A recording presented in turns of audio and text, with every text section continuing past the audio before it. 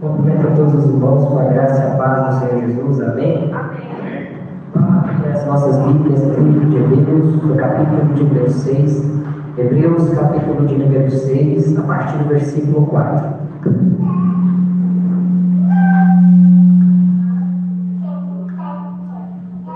Hebreus, capítulo 6, a partir do versículo de número 4.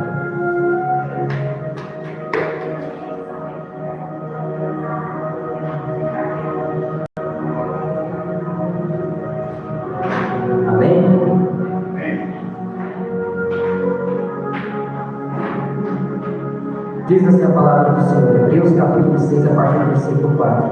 Ora, para aqueles que uma vez foram iluminados, provaram o dom celestial, tornaram-se participantes do Espírito Santo, experimentaram a bondade da palavra de Deus e os poderes da era que há de vir, mas caíram, é impossível que sejam reconduzidos ao arrependimento, pois para si mesmos estão crucificando de novo o Filho de Deus, sujeitando-o à desonra pública. Pois a terra que absorve a chuva que cai frequentemente e dá comida proveitosa àqueles que a cultivam, recebe a bênção de Deus.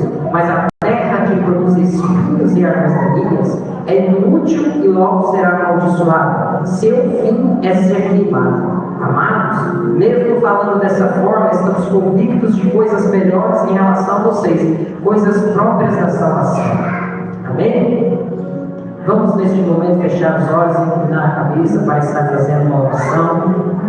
Eterno Senhor, todo-poderoso Deus e amado Papaizinho, nós te agradecemos pela primeira parte do culto em que nós meditamos nas suas palavras, através dos louvores, da adoração, das profecias. Pai, te agradecemos porque o Senhor tem falado conosco até então. Receba, Senhor, o nosso culto de adoração, essa primeira parte. E nessa segunda parte venha falar conosco não o que eu quero, não o que eles querem escutar, mas o que o Senhor quer dizer, o que o Senhor quer falar. Esperamos escutar a sua palavra, que não seja eu, mas seja o Senhor. Em nome de Jesus, amém. Pode ser sentado dando glória ao Senhor. Glória a Deus. Irmãos, eu vou pregar com a voz mesmo, eu vou bem diferente. Irmãos, quando nós olhamos para a palavra de Deus, aqui em Hebreus capítulo número 6, nós vamos ver que o escritor ele tem um foco. O escritor ele tem um objetivo. Ele tem o objetivo de falar não com pessoas que estão na verdade, como que para longe de Deus e agora vão se converter. Ele tem o objetivo de falar com pessoas que já estão dentro da igreja. Ele tem o objetivo de falar de pessoas que já escutaram o Evangelho. Ele tem o objetivo de falar com pessoas que já entendem das coisas de Deus, mas que é necessário despertar, é necessário despertamento. Esse é o propósito do escritor de Hebreus. Ele escreve para despertar aqueles que já estão firmes na fé, não para converter aqueles que estão longe. E nesse mesmo sentido, esta palavra nessa noite vem para nos despertar. Quantas vezes nós estamos com pessoas dentro da igreja acomodadas, pessoas que estão acomodadas com a vida cotidiana, normal, natural, tudo se normalizou, tudo ficou natural, tudo ficou padronizado. Os dias de culto eu venho, me assento na cadeira e assisto e saio naturalmente. Eu consigo sentir a presença de Deus de forma cotidiana. Eu consigo ficar tranquilo na mesma forma. Entro para dentro da igreja, sinto a presença de Deus, mas isso já é padronizado. É como se fosse um teatro. É isso que o escritor de Hebreus vem combater. Ele vem combater quando as pessoas ficaram padronizadas nas suas vidas cristãs, ficaram acomodadas nas suas vidas cristãs e começaram a retroceder. Porque a primeira chance do diabo, ele vai tentar te parar, ele não vai te tentar voltar para trás. Imagina um carro, como que ele volta para trás? Ele não vai, aqui no caso, voltar para trás uma vez. Ele tem que parar de seguir para frente para depois da marcha ré. Assim é o diabo, ele faz na vida dos cristãos que estão desapercebidos. Ele para primeiro a sua vida espiritual, faz com que tudo pareça normal e ele começa a trazer a sua vida espiritual para trás. Isso aconteceu com os irmãos desta carta passado, cujo autor está exortando. O autor exorta novamente a crerem no Evangelho e não desistirem do Evangelho. O autor diz claramente: nós temos coisas importantes para ensinar a vocês, mas vocês não podem absorver, porque na verdade vocês se fizeram, por causa do tempo, vocês já deviam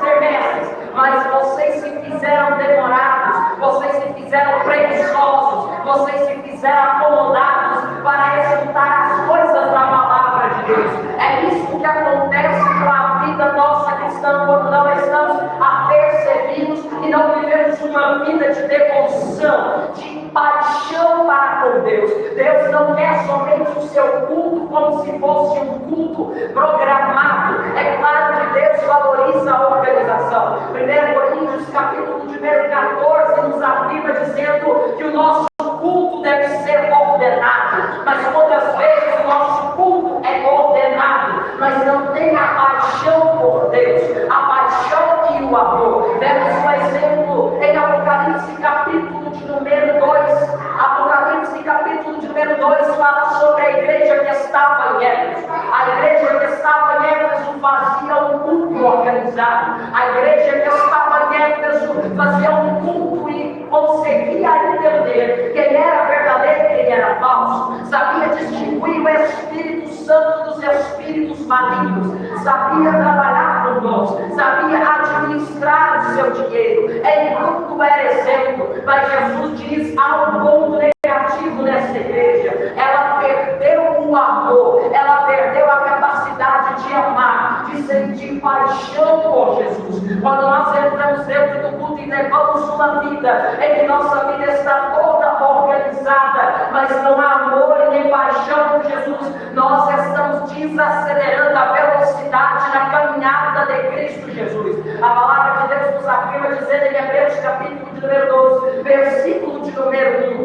dizendo para nós corrermos a boa carreira da fé. Esta carreira tem velocidade. Você começa correndo ali num tempo mais fraco. Você começa correndo numa velocidade mais fraca, mas depois que você pega o embalo, você corre sem parar. É isso que a carreira representa, você levar a sua vida com Deus. Mas chega um momento que, se você não vigiar, o diabo vence você pelo cansaço daquilo que Deus está trazendo você para fazer, e ele te convence a ficar numa vida acomodada. A sua oração já não tem mais aquela diferença da presença do Espírito. A sua oração é robotizada, programada. As suas palavras são as mesmas palavras, se tornaram programadas. O seu jejum se tornou programado, o seu culto se tornou programado. Você vem nos dias de culto, mas para você é um cansaço. Você vai orar, mas para você é um fardo. Você se entrega no jejum, mas para você não há nenhum sentimento nisso. É um custo. Não que estou dizendo que não haja preço em buscar a presença de Deus, porque há quando você renuncia a sua carne. Mas estou dizendo que quando você perde o amor e a paixão por Cristo, aquilo que era leve, como diz o apóstolo João em 1 João capítulo de número 4, que a doutrina de Deus ela é leve, o fato de Deus é leve. Quando nós perdemos o amor e a paixão e passamos a viver como que uma rotina programada, como que uma rotina em que a gente se relaciona com Deus sem amor e sem paixão, nós acabamos percebendo que a nossa vida cristã que levávamos é muito difícil. Nós tiramos os olhos de Jesus e começamos a olhar as dificuldades. E o que acontece quando nós tiramos os olhos de Jesus? Foi o que aconteceu com esses irmãos, ao qual o escritor escreve. A mesma que aconteceu com também Pedro. Quando Pedro avista Jesus andando sobre as águas, ele diz: eu quero pular e ter contigo uma experiência. Porque quem ama, quem tem paixão, quer ter experiência com Jesus, porque o ama e é apaixonado por ele. O problema é quando outras coisas tiram o seu foco, o seu amor e a sua paixão de Jesus. Assim, no momento em que Pedro está em cima das águas, ele tira o seu foco de Jesus e ele coloca o foco sobre a Betania. Ele coloca o seu foco nas outras coisas. Ele começa a afundar. A sua vida cristã também vai se desfazer se você tirar o amor e a paixão que tem por Senhor Jesus Cristo. Cristo. A palavra de Deus nos diz que o primeiro e grande mandamento é amar a Deus acima de todas as coisas. E deixa eu deixar algo claro aqui: você não vai conseguir amar o seu irmão ou a sua irmã do jeito legítimo que deve, se antes você não amar Jesus Cristo. Porque eu vou deixar algo claro: você não tem capacidade por conta própria de amar do jeito que deveria. Sei disso porque a palavra diz: o amor não faz mal ao próximo, Romanos 13. Mas quantas vezes você já pegou contra o seu próximo? Quantas vezes você já traiu? Quantas vezes em situações difíceis você o abandona? Porque o seu amor não é capaz de amar do jeito que deveria, mas o amor de Cristo é. É por isso que ele disse: o novo mandamento eu vos dou, que vos ameis uns aos outros como eu vos amei. O padrão é Cristo, o padrão não é nossa força carnal, porque pela força carnal não conseguimos levar o Evangelho, não conseguimos amar as pessoas como deveria. Como Paulo disse aos Gálatas, em Gálatas capítulo 3, vocês começaram pelo Espírito, e agora vocês estão tentando viver o Evangelho de acordo com o seu esforço. Vocês estão loucos, porque olha, eu não consigo viver os mandamentos de Deus se não for no Espírito. Eu não tenho conexão com o Espírito, comunhão com o Espírito, se eu não amo a Cristo. Se eu amar a Cristo, disse Jesus em João 14, o Pai me ama e me enche do Espírito Santo. Se eu não tenho amor com Cristo, não tenho amor com Deus, perdi minha conexão. O Espírito Santo, pelo relacionamento com Ele, expia.